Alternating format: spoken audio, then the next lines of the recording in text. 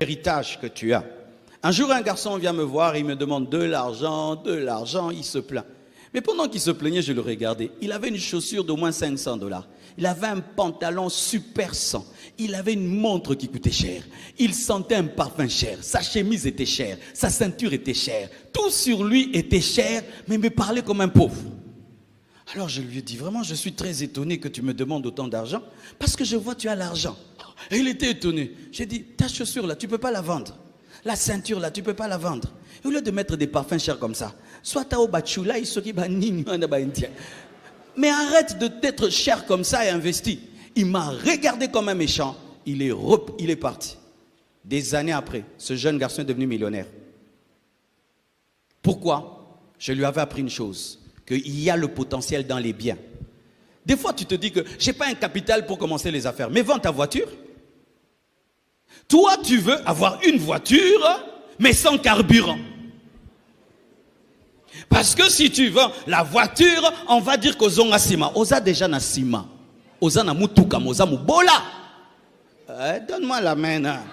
Alors, au lieu d'avoir une voiture, tu n'as pas le carburant et tu as un rêve dans ton cœur de commencer une affaire, vends la voiture, marche à pied, mais commence une affaire. Fais l'inventaire de ton potentiel matériel. Tu habites une grande maison à $1000 par mois. Quitte la maison de $1000 par mois, va chercher une maison de $100 par mois, investis le loyer dans les affaires. Quand quelqu'un vient ici, il voit cet écran, mais ce n'est pas qu'un écran.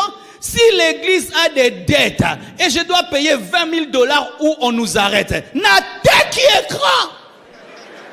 $20,000 n'a qu'au kango. Alléluia. Mais ton problème c'est quoi? C'est que tu es entouré d'argent mais tu ne vois pas l'argent.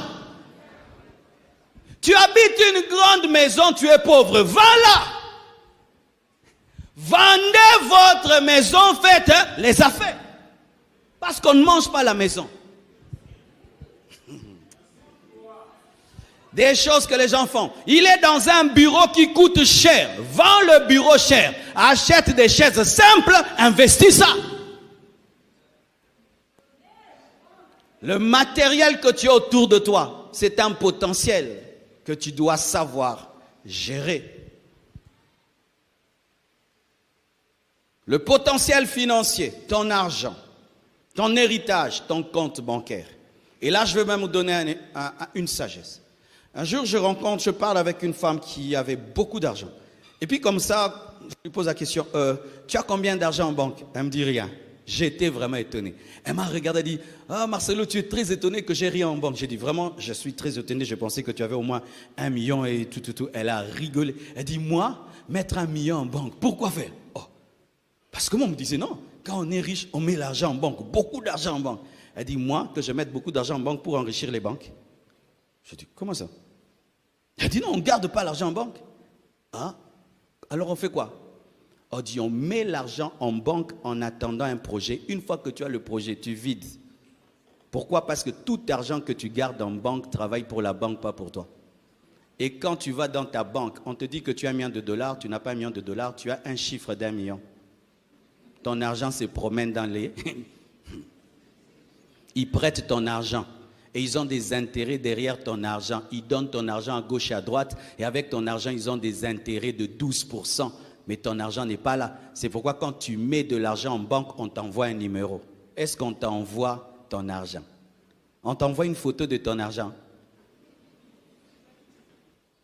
Quand tu mets $1000, ton téléphone indique $1000, c'est seulement 100. Je ne sais pas si tu as envoyé 1000, 100. Tout le monde peut t'envoyer ça. C'est pourquoi si nous tous maintenant, nous décidons aller récupérer notre argent en banque, la banque est en faillite parce que la banque se sert de quoi? Nous ne mettons...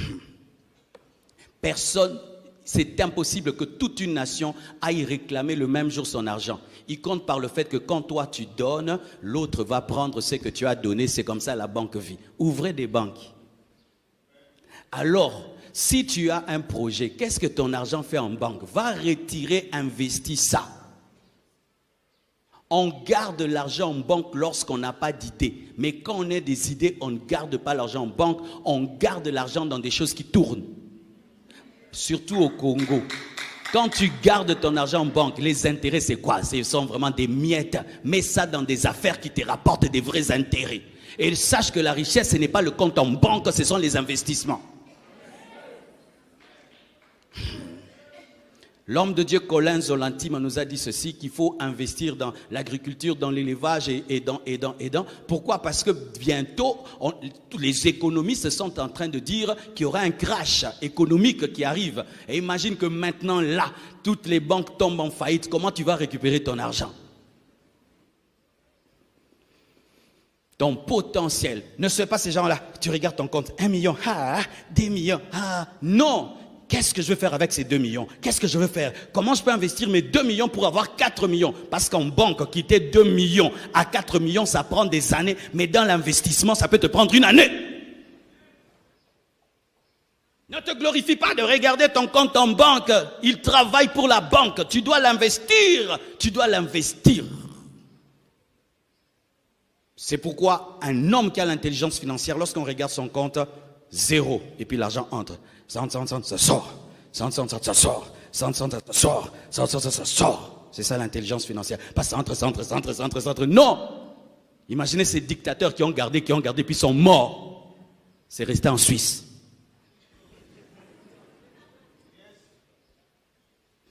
Je quitte là-bas. Je reviens. Aussi, il y a le potentiel social, la famille. La famille que tu as est un potentiel. Pour ceux qui ne savent pas, ce que nous appelons Israël, c'est quoi? C'est la famille de Jacob.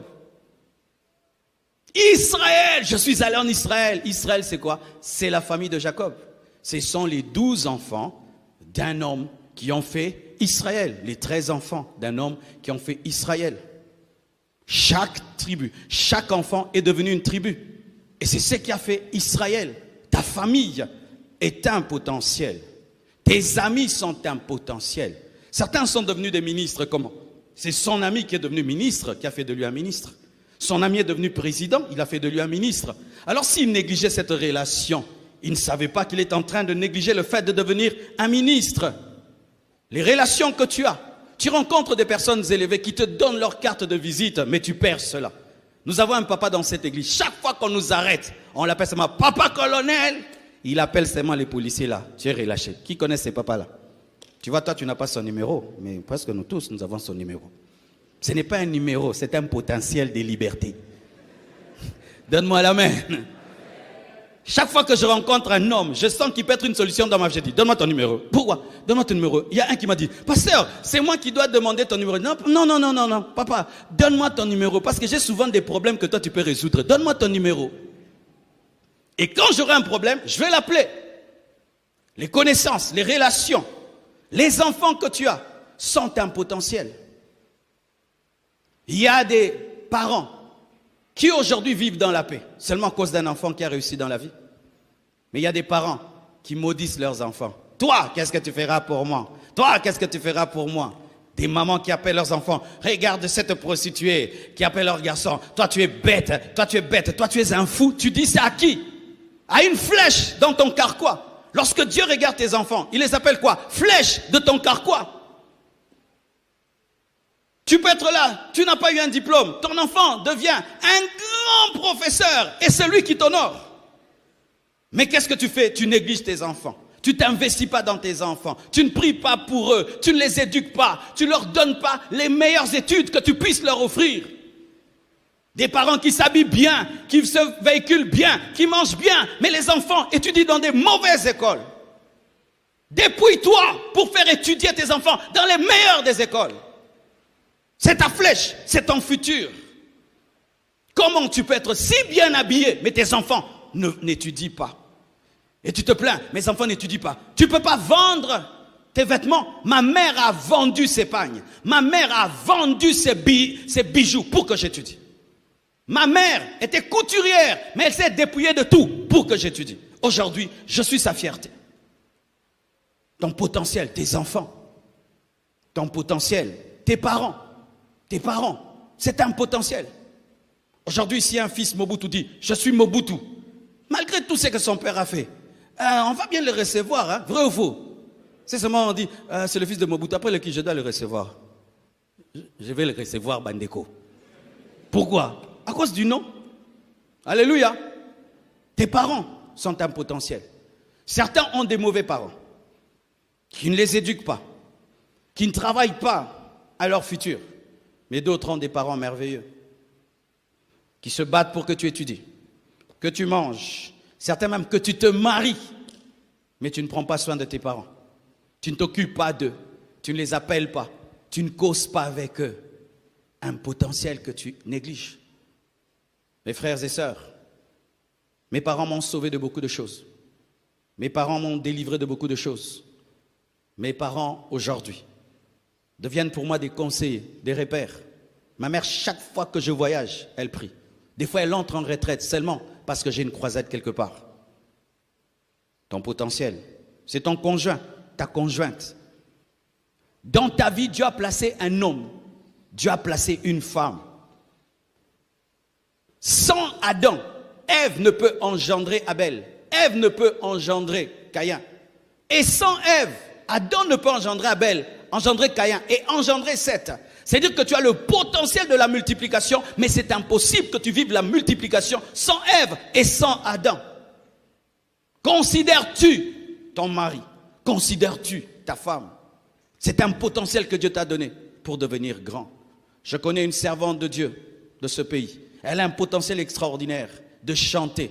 Son mari a un potentiel d'organiser. Son mari organise sa musique. Aujourd'hui, c'est la grande Dena que vous connaissez. Dena chante extraordinairement, mais son mari organise extraordinairement.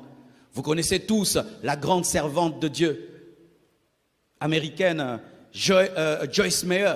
Elle enseigne terriblement. Mais c'est lui qui gère ses finances, c'est son mari, qu'on ne voit pas, il ne prêche pas. Mais si elle a ce ministère-là, c'est son mari qui, dans le secret, organise tout. Elle vient, elle prend seulement le micro, elle parle, mais son mari organise tout. Considérez-vous cela. Frères et sœurs, mais le plus grand potentiel, c'est Jésus. C'est le Saint-Esprit et c'est le Père. Tu peux dire que moi, je n'ai pas l'intelligence, je n'ai pas de beauté, je n'ai pas une grande famille, je n'ai pas. Mais si tu es chrétien, tu as Jésus. Et si tu as Jésus, tu as le Père. Et si tu as le Père, tu as le Saint-Esprit. Il n'y a pas de chrétien vide. Il n'y a pas de chrétien vide. Il n'y a pas de chrétien vide. Si tu dis que tu n'as pas de ministère, tu as Jésus. Si tu dis que tu n'as pas de don spirituel, tu as Jésus. Si tu dis que tu ne sais pas chanter, tu as Jésus. Un chrétien a toujours quelque chose. Et non, il a toujours quelqu'un. Jésus, le Saint-Esprit, le Père. Dis, j'ai le Père en moi. Le créateur du ciel et de la terre, je l'ai. Donc le ciel et la terre sont à moi. Alléluia. Tu as un potentiel divin, une personne. Tu as une personne en toi. Je dis, tu as une personne en toi. Tu as une personne en toi.